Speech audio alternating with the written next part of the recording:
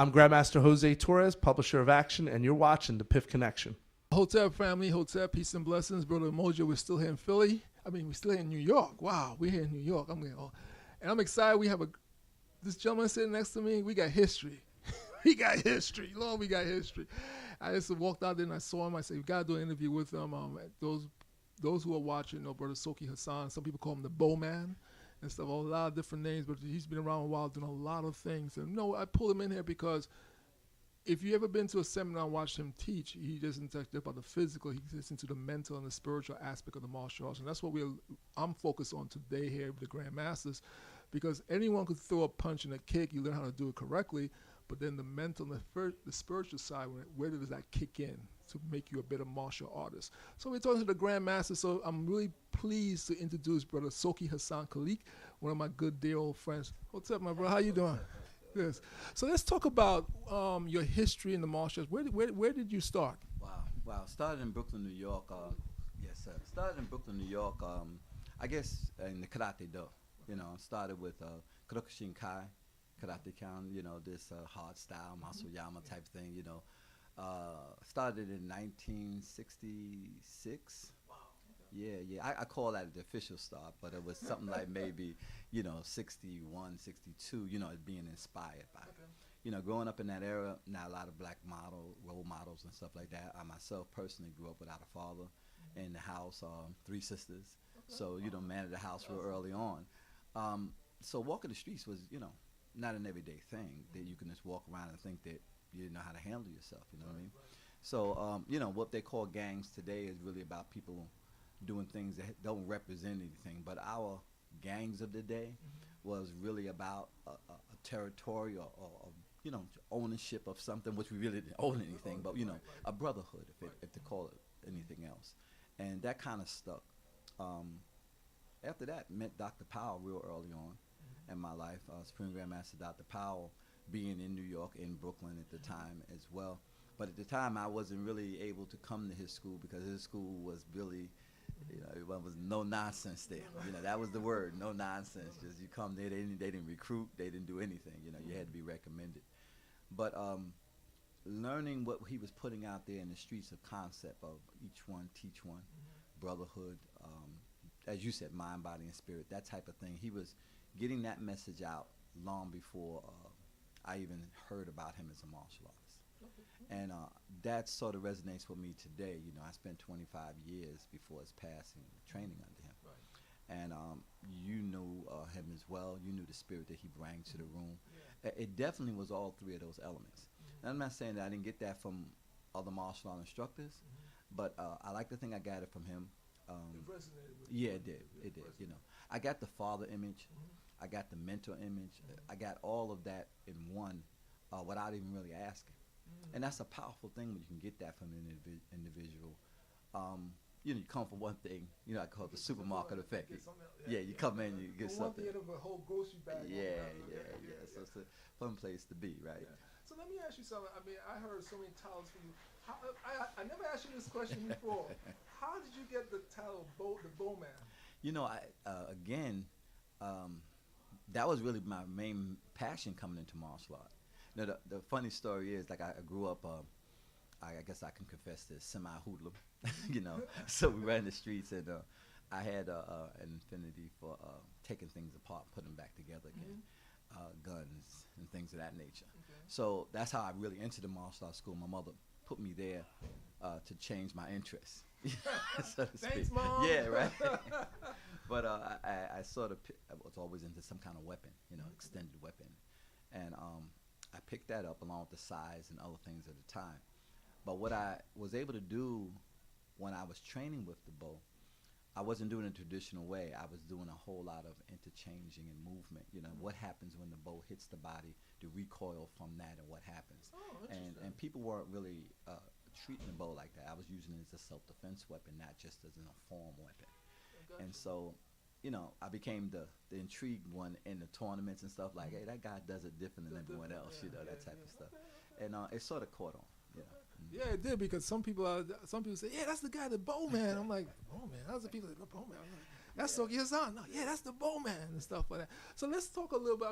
I want to talk really quickly about your system now, because I know you formulated and you kind of did transformation on it a little bit. Was that because of the street, and you saw something that needed? Because I mean, in time things all change. So so I'm assuming as you saw time going by, you had to make adjustments to what's on the street now in the 21st century. Absolutely. So let's talk about your system now, how the system works. Yeah, it's a powerful thing, as you said before, that transition of time and space when it comes to martial art. And again, giving credit to Supreme Grandmaster Dr. Powell, he himself too went through transitions. He kept the name the same, but he went through different transitions and different eras. So if you've ever trained with him, you see students from the 60s, the 70s, the 80s, you'll find a different transition in there. As I said, I started in hardstyle karate do. So to give respect to that, like not forget everything about that, but to use that in the practicality of how I could use it in the street, a lot of that stayed in the school but didn't go to the street.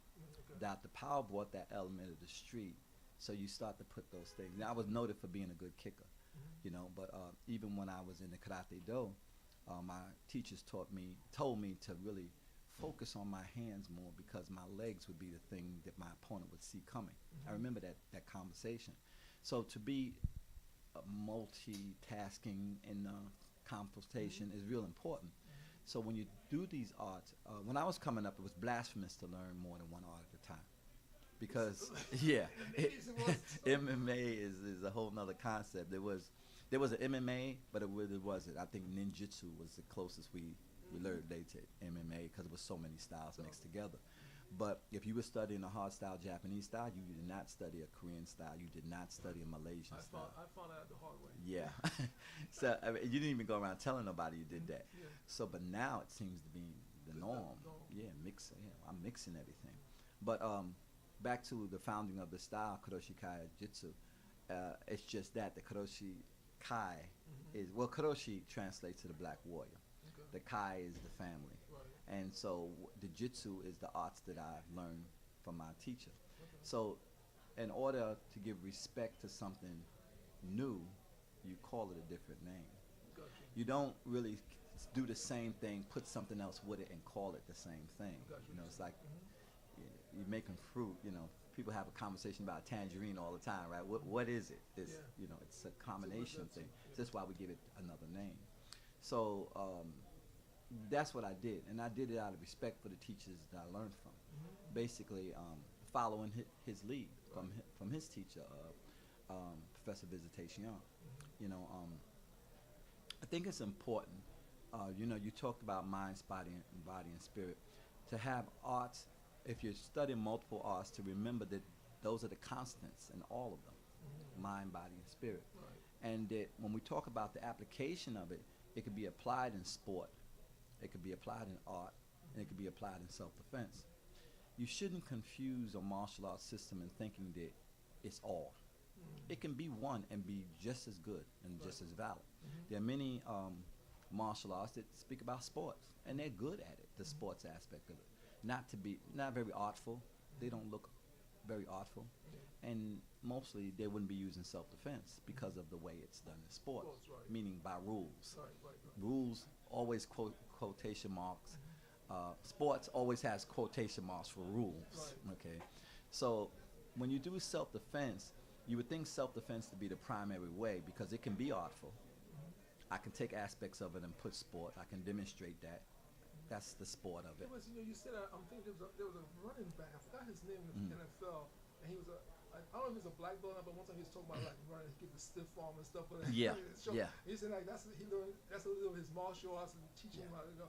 I was like, so I'm yeah. talking about that. You could put those things together, But if you remember that the spirit is the motivator, when we take that and we make the connection into everyday life, how do we motivate ourselves to do anything, whether it's art or anything? So it's real important to be able to use your martial art in life. Is the purpose I'm making. So when you think about this, how do I transcend those codes that I grew up with, whether it's the code of Bushido or the code of family? Code represents DNA, the foundation of something. And so how do I transition that to my family? The martial artist that can't transition his lessons to his family without throwing them around, which is the sports end of it, or the martial art, Mhm. is, you know, to be a black belt and to come home and not be able to translate what you've learned in some aspect to your family is really the misnomer here. You know, you really have to understand that. To be a black belt and to say that you have all this rank and tenure, but you can't regurgitate that. Just think about an animal, like a bird. Bird eats, comes back, he regurgitates to feed the birds, the other birds. But he doesn't, he nourishes himself first Right. before he can nourish the other. As a black belt in the community, you have to, I feel, be the person that can nurture in some form or fashion. You don't have to actually do martial art. My mission now is to walk around and go to colleges and things of that nature to talk about the history, because without the history of black martial artists, that evolution gets sort of stuck. Yeah, it You know, does. because you tend to, history belongs to the storyteller. Right. If you're not telling the story, you know, his story, then someone else will tell you your story. Yeah. All right, and so you can't be mad at the teller because you didn't tell anything. But in today's time, because of the internet, because of other speakers, because of seminars like the one we're at right now, you can come get the information to compare against. See, somebody can tell you something, but you can go on the internet and see that there's a counterpart to it, and you can make your own decision. So this is this building of the mind, Right, right. and then the spirit will lead you into the right direction. So I always tell people all the time that martial art is definitely a life force. It's not just something you practice. Yeah, Um, something you live, yeah, it you live becomes by. that thing, yeah. You know, I'm listening to you talking. This is like, you know, doing this, having talking to the grandmasters and the SOKEs like you. It's like, you know, not to put any pressure on you guys, but I always tell people, the leaders in the community of the grandmasters, might be martial arts, but grandmasters, maybe in sports, because someone has to set the tone. Yes, sir. Someone has to put that tone out there, because if we don't put the tone out there, then someone else is going to come and put the tone in, and then we might not like what they did, but you know what, you didn't do it. Yes, sir. And so I'm talking to the grandmasters then, and to me, the question I'm going to ask you, and I ask all of them, is what would you like to see come out of today? Because we have about 20 grandmasters out there. That's great, but at the end of the day, I go back to Philadelphia, you go back to where you're going, everyone's going to go back to where they go from. So what are we going to take from today to take to where we are, something that's a common link so we could build on? Because to me, it hasn't been done on an effective level. It's been done, but not on an effective level to where we see where our streets are right now. There's no reason why a grandmom is scared to walk on the street. There's no reason why our children things are happening on the street. If our communities we have that common base. Yes, sir. That's so. What would you like to see come out of today when we leave here today? What would we like to see come out of that? You know, I believe that we, as you said earlier, we're the messengers. And if we don't connect our messages together, no one hears what we're talking about. But there has to be a common vernacular, something that everybody speaks. And what we have out there for the most part is mostly men. And in every family, men are depicted as being the leaders. So a man has to come back, as you know, like I said, with the regurgitation, going back to that again, he has to come back with a message that has a common denominator. Without that happening, nothing makes the change happen. You know, Exactly. because all we do is wait for the cycle to kick itself back in. We know there's going to be another church murder. Exactly. We know there's going to be another child that's shot. We know that there's, you said, some grandmother is going to. We know this, but we don't protect ourselves as a community. There was a time we did, but there's this disconnect here now where things are placed in front of us, not to force us, but to just give us, that nudge, that nudge for you. But there's nothing else to, as I said earlier, to compare it against. Yeah. So to answer your question, my way of looking at what's happening here today, and it's called the Gathering of the Masters. The masters need to be introduced and charge the constituency. We get to the point where we know everything in life costs. Even your life will cost you on a daily basis. It costs to live it, and some degree, some people say, well, don't cost you to die because you don't have to pay for it. But I always tell people life insurance is not for you. It's for somebody else. You don't collect it. Somebody else will, so it costs you. But unless, what are we charging them with? We're charging them with their manhood.